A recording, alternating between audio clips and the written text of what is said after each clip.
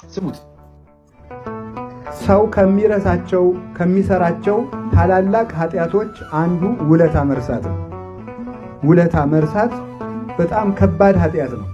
በራእየ ዮሐንስ ሰባቱ አርእስተ ኃጣውእ ወይ ደግሞ ሰባቱ የዘንዶው ቀንድ ተብለው የተነገሩለት የዘንዶው ሰባት ቀንድ አለው የተባሉት እነዚህ ቀንዶቹ ሰባት ኃጢያት ናቸው።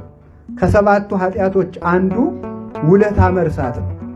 ውለታ መርሳት በሕይወታችን ውስጥ ብዙ ውለታ የዋሉልን ሰዎች አሉ። ከልጅነታችን ጀምረን ስናስበው የመጀመሪያውን ውለታ እናታችን ትወስዳለች። 9 ወር ከ5 ቀን ተሸክማ ነፃነቷን ተነፍጋ በሰላም ሳታድር ሳትተኛ በውስጧ ሰው ስትሆን ሰው ተሸክማ እየተገላበጠ ረፍት እየነሳት ከሷ ሕይወቱ ይልቅ ጽንሱ በሰላም ይወለድ ይሆን እያለች እያሰበች እየተጨነቀች አካላችን ተሰባብሮ አጥንታችን ደቆ ከምንቀበለው መከራ በሚበልጥ ምጥ ወልዳ ወተት ሲያልቅባት ደም አጥብታ የምታሳድግ እናት ናት። ይህን ሁሉ መከራ የምትከፍል አባት ወጥቶ ወርዶ ተርቦ ተጠምቶ ትከሻቸው ከሞቀ ልብሳቸው ከሞቀላቸው መብል ከጣፈጠላቸው ደርቦ ደራርቦ ለብሶ አደባባይ መዋል ሲችል ልጅ አሳድግ ብሎ ቀዩ ጠቁሮ ረጅሙ ጎብጦ ወፍራሙ ከስቶ ከሰው በታች ሆኖ ልጁን ያሳድጋል።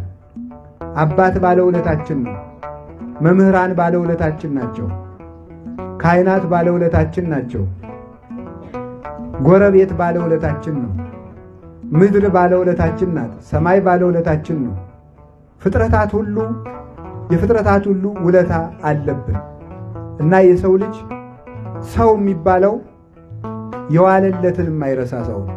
ይሄ ነው የሚያጽናናን። የምንመላለሰው እኮ የሚያጽናናን ምንም ባንሰራ አንድ ቀን እኮ ብርድ ላይ ቁጭ ብለው እኮ ቃሌን ሰምተዋል ይላል እግዚአብሔር።